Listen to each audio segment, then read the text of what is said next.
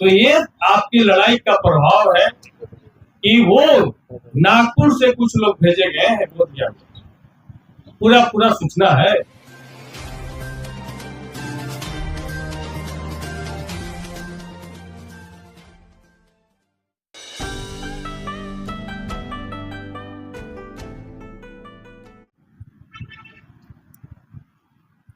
विधायक जी, आप क्या कहना चाहेंगे? आज 51 दिन हो गए हैं, सरकार गंभीरता से नहीं ले रही है आंदोलन को।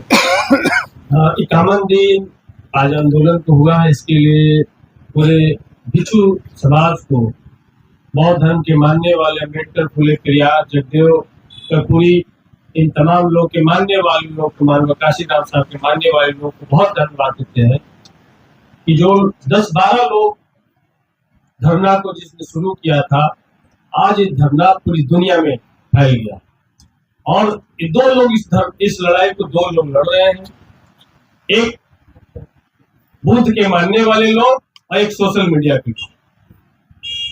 मेन मीडिया में सिर्फ नेगेटिव पर चलता है, लेकिन बौद्धों की जो जायज मांग है, इस पर किसी न न्यूज़पेपर ने और न किसी चैनल ने कोई डिबेट किया और कोई इस पर चर्चा की। इसलिए सरकार पर प्रभाव पड़ रहा है, इसीलिए एफआईआर हो रहा है। सरकार पे असर हो रहा है, इसीलिए नोटिस आ रही है।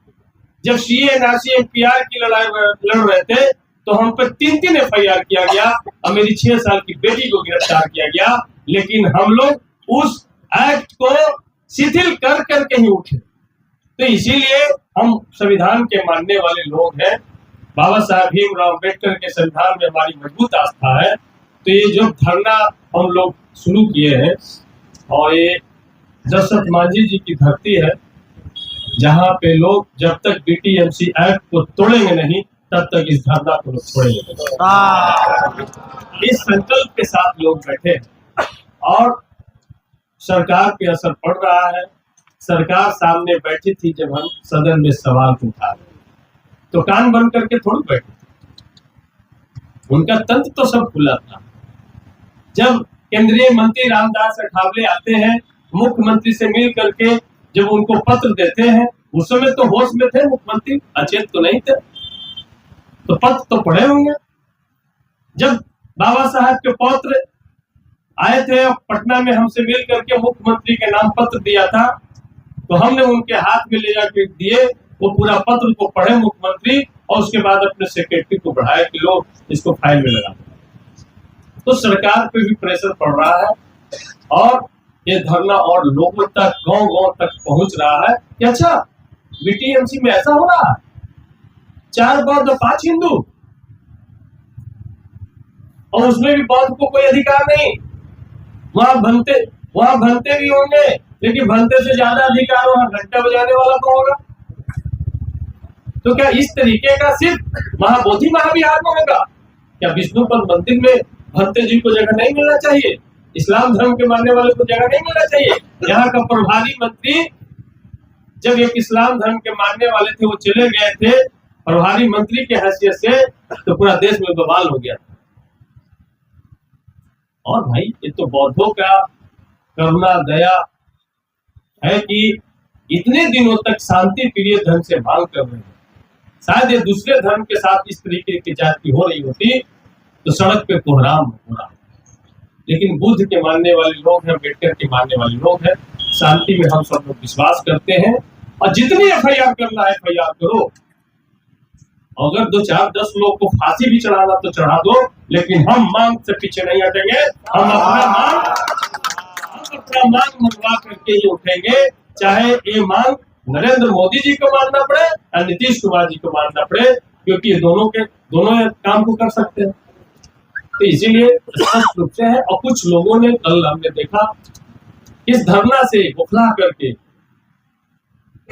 वैसे लोग भी चीवर पहन करके बैठे हैं जो कहते हैं कि गौतम बुद्ध भगवान विष्णु के 10वें अवतार है। उनको तो हमको बुद्ध कहने में शर्म आता है, बुद्ध के अनुयायी कहने में शर्म आता है।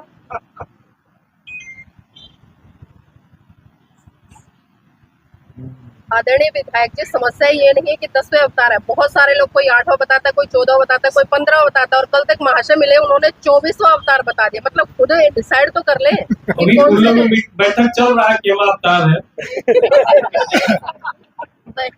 अभी एक बैठक हुई है, तो ये आपकी लड़ाई का प्रभाव है कि वो नागपुर से कुछ लोग भेजे गए हैं बोधगया में, पूरा सूचना है, और वो भंते के भेष में भेजे गए, और लोगों को प्रगलाने का, इस धरना को कैसे बदनाम किया जाए, इस धरने में लोगों का जो पहुंच हो रहा पूरी दुनिया में, इसको कैसे रीच को कम किया जाए, इसका प्रयास चल रहा है। इसमें कुछ राजनेता भी शामिल है, तो इसीलिए इस षड्यंत्र से घबराना नहीं है, हमारी लड़ाई जायज है। बीटीएमसी एक्ट 1949 पूरी तरीके से गैर संवैधानिक है, गैर मानवीय है, बौद्ध धर्म के खिलाफ है, इसलिए इस एक्ट का रद्द करने का हम पूरे कड़े शब्दों में मांग करते हैं। मुख्यमंत्री जी और प्रधानमंत्री जी दोनों जो है बुद्ध के अनुयायी अपने आप को बताते हैं, तो क्या कारण लगता है कि क्यों ये नजरअंदाज किया जा रहा है बुद्धिस्टों को? देखिए, प्रधानमंत्री जी के बारे में तो नहीं पता, कुंभ के अनुयायी है, लेकिन नीतीश कुमार जी बुद्ध के लिए काम किए हैं। उन्होंने बुद्ध स्मृति पार्क बनाया है, नालंदा विश्वविद्यालय को पुनर्जीवित किया है, बुद्ध सर्किट को उन्होंने विकसित किया है, तो उनसे उम्मीद है कि वो कम से कम बुद्ध धर्म के लिए चेतें और अपने अचेतावस्था से बाहर निकल करके बुद्ध के अनुयायियों के लिए बीटीएमसी एक्ट को हटा करके पूर्ण रूप से बौद्धों का हाथ में बीटी महाबोधि महाविहार को सौंपा जाए। इसका एक जाते जाते अपने विदाई समारोह में कम से कम ये जस लेकर के जाए कि पूरी दुनिया में महाबोधि महाविहार के लिए नीतीश कुमार जी को भी याद किया।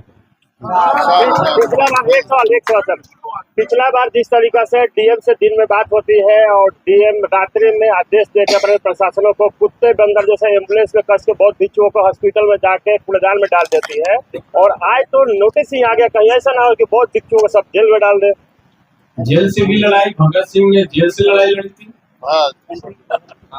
जेल तो इंसान के लिए है ना जी, लेकिन हम जहां भी जाएंगे वहां बीटीएमसी एक्ट के खिलाफ में हम लड़ते रहेंगे, और जेल भेजना होगा तो उसमें हम तो कहते हैं कि पहला नाम सतीश कुमार जी का लिख लिया जाए, हम जेल जाने के लिए तैयार हैं, और 13 FIR सरकार ने ही हम पर किया है, इसलिए हमारा जेल में आना जाना बना रहता है, बहुत अच्छा वहाँ संबंध है हमारा।